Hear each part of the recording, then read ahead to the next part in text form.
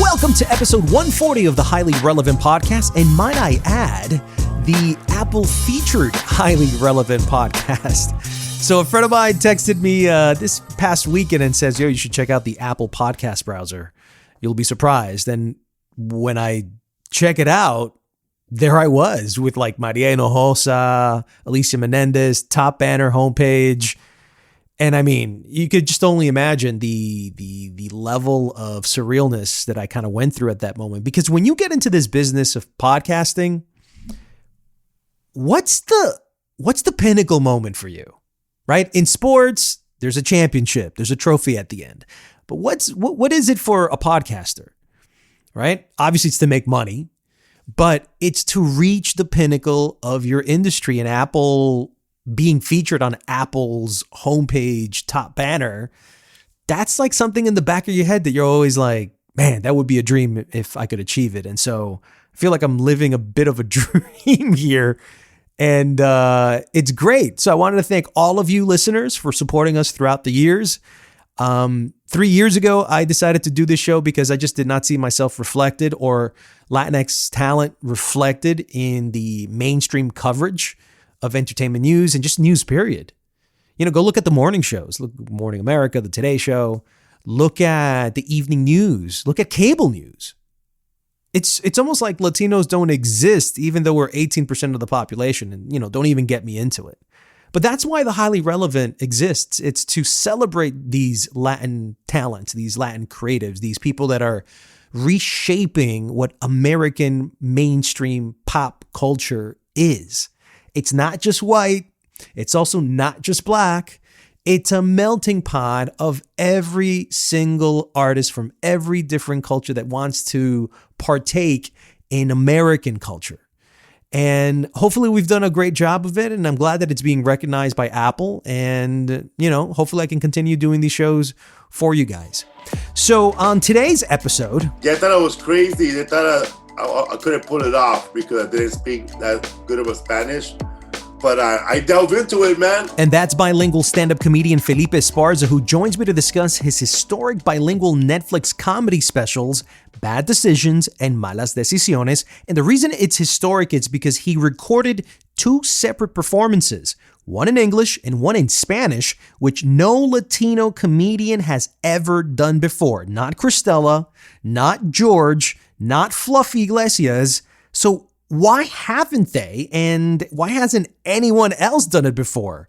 What made Felipe want to do it? And what does Felipe's achievement mean for comedy's evolution? Should all established and upcoming Latinx comedians take note?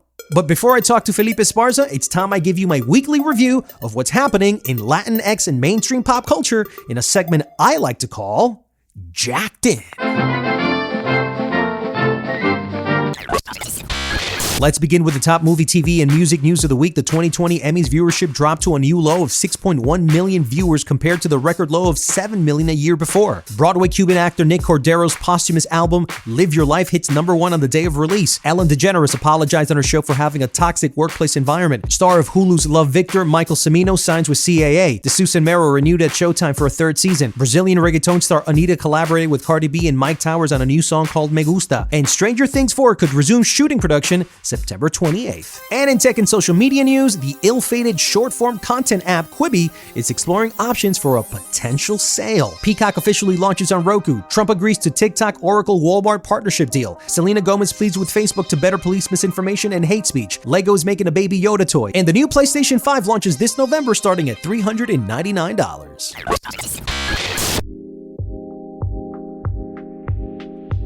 First of all, man, congratulations on doing something I think that is historic, in my particular opinion. Thank you, man. I think a lot of you have been saying that. I didn't think about it in the beginning when I first started doing this. I just wanted to do a stand-up comedy in Spanish for a long time. And when Netflix asked me, you want to do an English one? I said, can I do a Spanish one too? And they said, sure. How good is your Spanish? Más o menos. It's not just Mexicans coming over, people from El Salvador, Nicaragua, Guatemala, Honduras, Peru, Venezuela. They come into America illegally and they steal Mexican jobs. Are you fucking serious? We're gonna make America great for Mexicans again. Ahorita hay muchos hombres aquí con mujeres muy bonitas. Siempre decimos lo mismo, ¿verdad? Me rayé, cabrón. No te rayaste. Ella se rindió. Were you born in the United States or were you born? No, I was born in Mexico. I was born in a little town, Ruiz Cortines, Sinaloa, by Los Mochis and Guamuchi. When did you come to the United States? What age? I came when I was little, I guess 5 years old. And you picked up English very quickly by going to schools, by hanging out with friends. I picked up English. Well, I spoke Spanish the first 5 years of my life fluently, I guess. And then when I got to the United States, kindergarten was tough, you know. When I was a kid, there was no ESL class. There was no English as a second language, you know. So I had to pick it up quick or move behind. I remember when we had to stand in front of the class and say the ABCs and everybody finished theirs. And I stopped at T and I didn't know the rest. So now fast forward, you're a stand-up comedian. People start getting to know your name.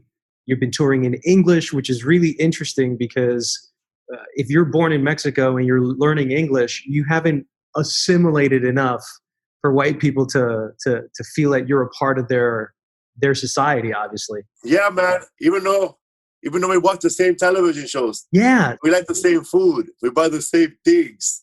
And I'm not speaking for other Latinos, but I know that Mexicans, we always buy American cars. But I grew up happy, man. I grew up in the housing projects, and it was like a little community with a bunch of people. It started off, I guess, it was all African American, and then Mexicans took over, and then Vietnamese, and then Filipinos. We had like a melting pot in the housing projects. Like in the 80s, a lot of Vietnamese moved into the housing projects, and then like in 82, 83, a lot of Salvadorians from El Salvador. So I guess my neighborhood was a refugee camp. That's hilarious.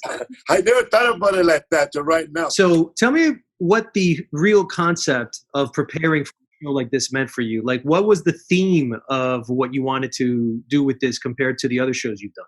The first special was called I'm Not Like That No More. You know, the saying when you date somebody and you try to take it to the next level and she stops you and she goes, I'm not like that no more.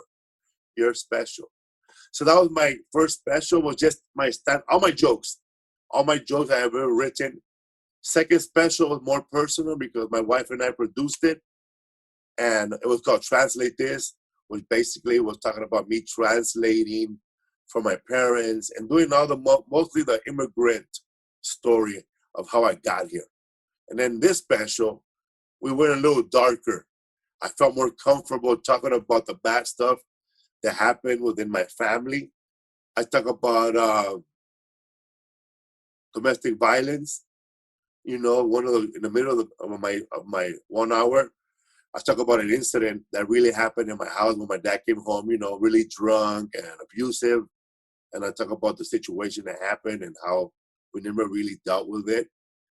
And the joke is really mainly about how families here in America and around the world never deal with stuff like that. Like somebody gets hit, you know, an adult hits another adult, and you're a child watching it. We never, nobody talks to us about it, like that was wrong or take it to therapy, and we just gotta put it behind us. So I talk about that on one of my bits. And I talk about raising kids while being a drug addict, you know, how tough it is, you know, how to be a horrible father and a bad dad, and then coming to real life later on that I was a good dad. You know, I survived, you know, and I did it special, you know, it's like a survival story, you know. Sounds like it was a lot of therapy for you, man. Yes, it is, because a lot of stuff that I talk about, I should have dealt with it many, many years ago, but I didn't. And I had it in my back of my head to do it as a comedy bit before, but never did it. And I finally did it. And one of the bits, when you watch it, it was tough saying it on stage because I was holding back a lot of emotion, a lot of tears. And when my mom saw that bit, she kind of went, she gasped a little bit, like a mom, you know, ¿por qué estás diciendo todo esto? Estos son secretos de nosotros. Esto pasó en la casa para, no para todo el mundo que sepan, you know. Why did you talk about this? This is our stuff, our personal stuff, not for the whole world to know. But then she laughed. And then when people were walking out the show, she said, it didn't happen the way he said it. He only remembers the bad stuff. He should do jokes about the good stuff, you know, like when he was sick and I made him soup. When I would walk him to school holding his hand. And I'm like, you know, that's not funny. You know, tragedy is funny, not that.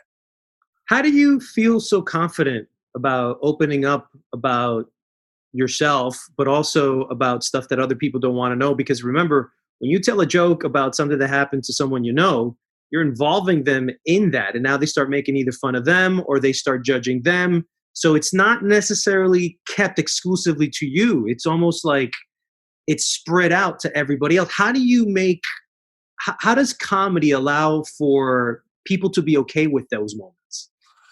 I think if it's coming from the person telling a story, like it really happened to him, like a tragedy, and it's real, and somehow he made it funny, the audience knows right away for some reason, you know, like they know that it's coming from a real part of his life. Plus, I workshopped the joke many times, and the only way that joke worked if I paint a picture and say the joke as a 5-year-old, because it happened when I was 5. When I was saying the jokes as a grown man, it looked like this grown man is so bitter and he's talking bad about this stuff in his life. But when I really get into the character and talk about it and put my mom's voice in it and her character and my dad and my little brother, and then me being innocent as a 6-year-old boy, 5-year-old boy, and talk about it, it becomes more real. It's like you're watching it happen the way it really happened, and you're not taking sides. You're not taking my mom's side. You're not taking my side. You're just watching it as a witness, you know, as a non-bipartisan guy watching this sad stuff going down. And then as a comedian, I've been doing it for like 24 years now, 25. I know how to take it to the next level. So I will practice, okay, I'll add this to the bit. I'll add that to the bit. I'll take the crowd here. You polish it up. So one of the joke is when my little brother, who was a victim of the joke too, it really happened to him. He had never heard me say the joke, but I had him on a podcast and I told him about it.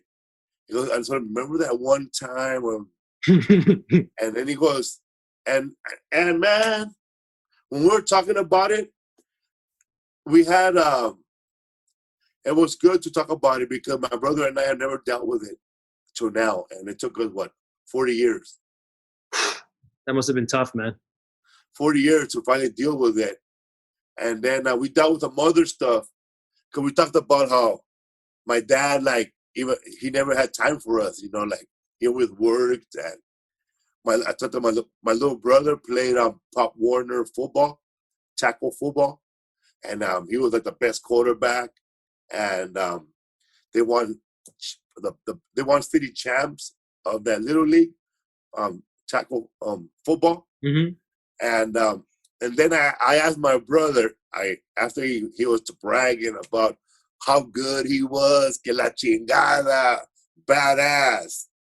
Then I crushed them, you know. I didn't want, sorry to say I crushed them, but I had to ask, you know, because I put that in my bit. How many times did my mom and dad go see you play?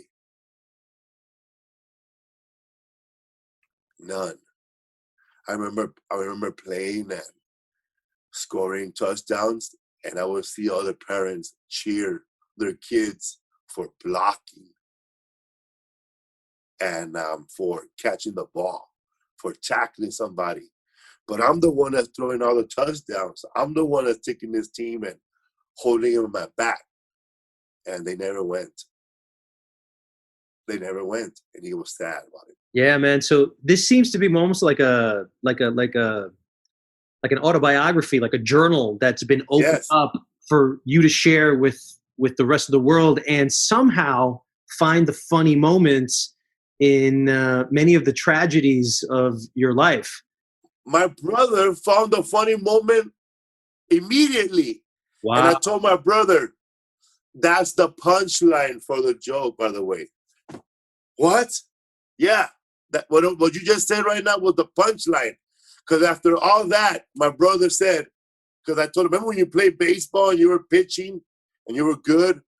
And he goes, I asked him, how many times did my mom and dad go? Not one time. And we lived across the street.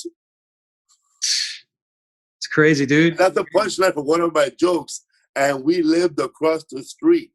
Whenever we would play baseball, my dad would look out the window and close the curtains. Crazy. Bueno, Felipe, te quiero hacer la pregunta sobre the Spanish one. I am the host of a television show. I do it in English and I do it in Spanish. It's on NBC and it's on Telemundo.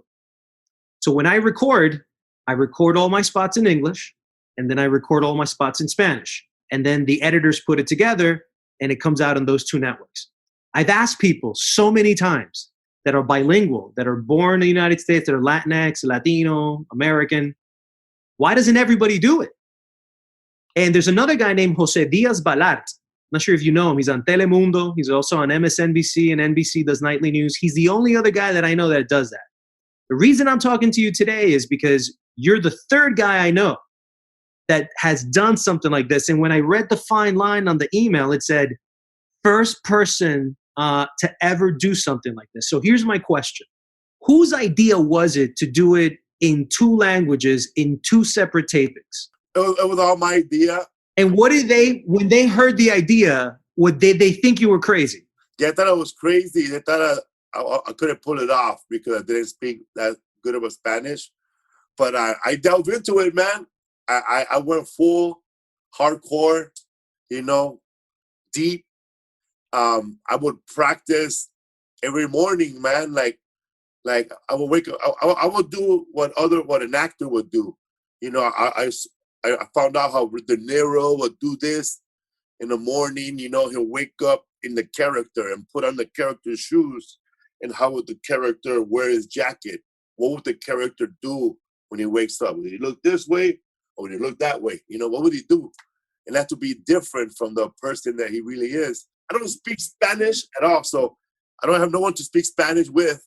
So I wake up in the morning, listen to Piolín in the morning. Gracias, Emilio Estefan. Te agradezco mucho. I listen to him because he talks super, super fast. Y prepárense porque pueden hacer ustedes preguntas también a Emilio Estefan. And then I will go listen to CNN with Camilo. De inmediato presento a mi primer invitado por sus manos o la de sus técnicos. Then I will switch to Telemundo, in the evening for the Telemundo news, which is 24 hours on Sirius.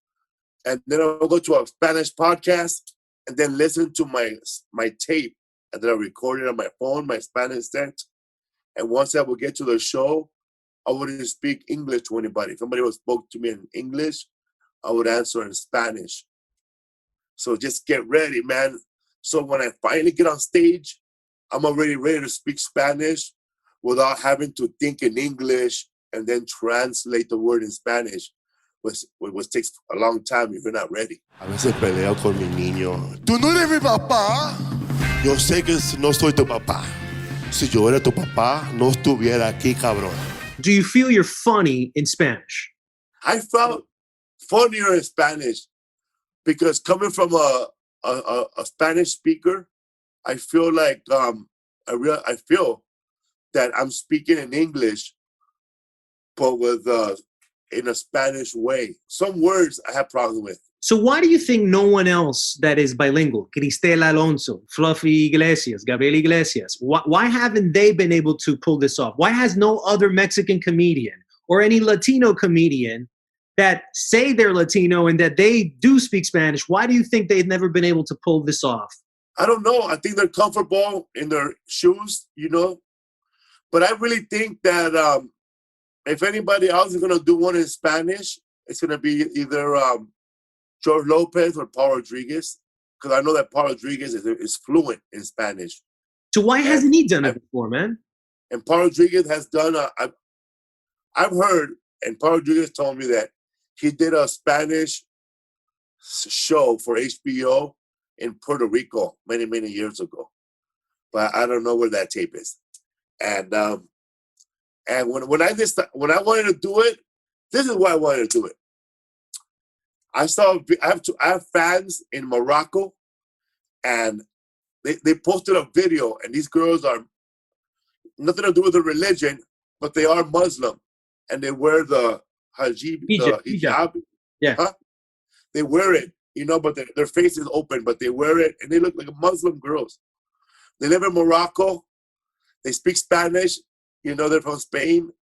And so awesome. They have a video that I posted up on my Instagram, and they're both quoting a movie line from Blood In, Blood Out. So these two girls are quoting Blood In, Blood Out. And then when I posted on my Instagram, it had like 238,000 likes. People were hitting them up. And then when these girls came to America on vacation, they didn't go to Disneyland first. They didn't go to New York. They didn't go to San Francisco first. They went to Boyle Heights and took a picture in front of the same pine tree that's in Blood In, Blood Out. And they're like this.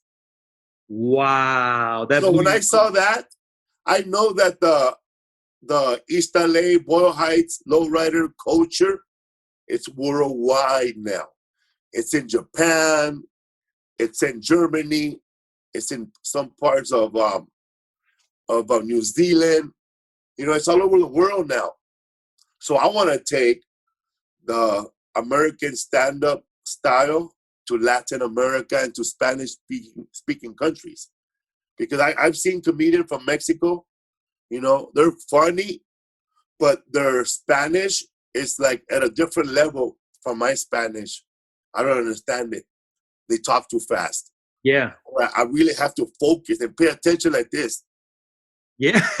But I don't get it.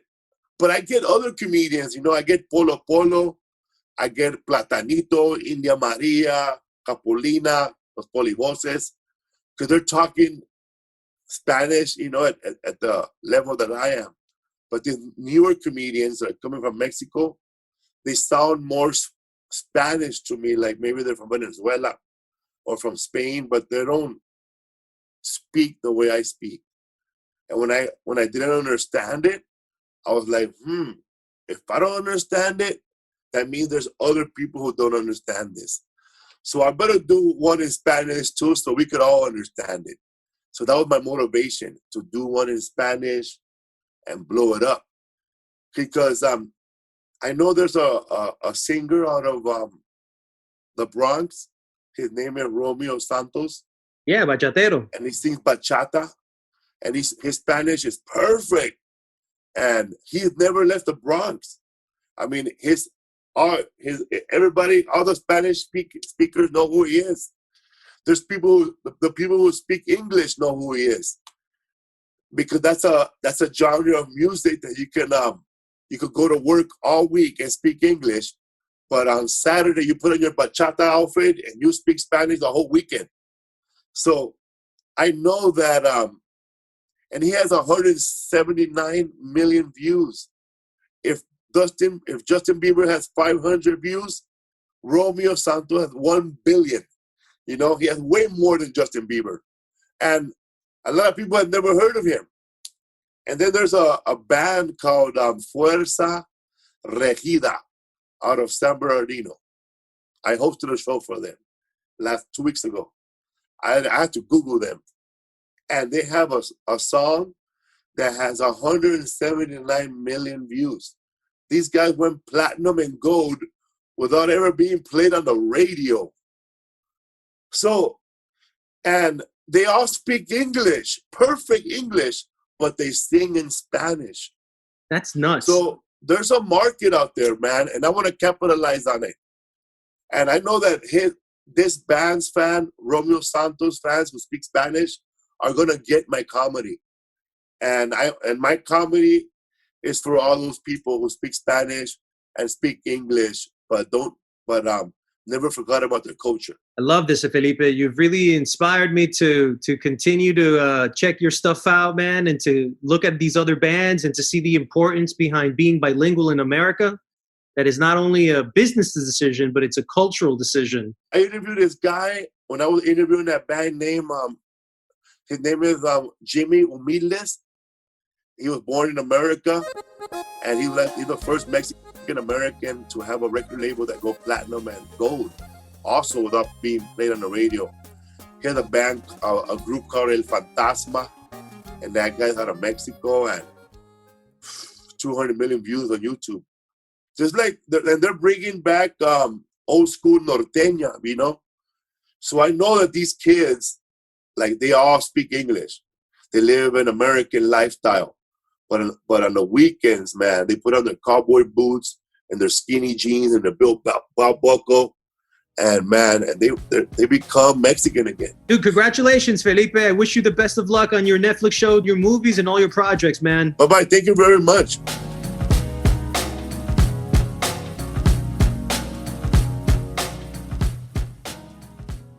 And before I say goodbye, here are 3 Latin tracks you might want to add to your playlist this weekend.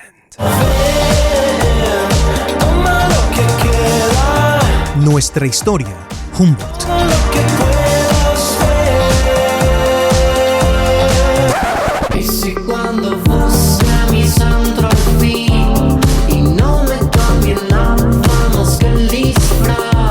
Centro, Miel.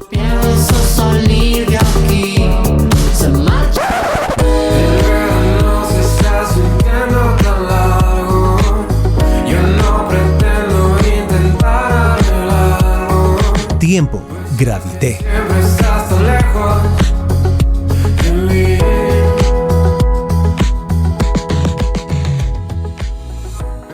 If you like this podcast, please subscribe and leave a review on our page. Your support can help the show reach a larger audience. Also, if you'd like a shout out on the show, you can reach me at Twitter at JackRicoOfficial. But in the meantime, I'd like to thank Felipe Esparza for coming on the show. His new bilingual comedy special, Bad Decisions, Malas Decisiones, is out in 2 languages on Netflix right now.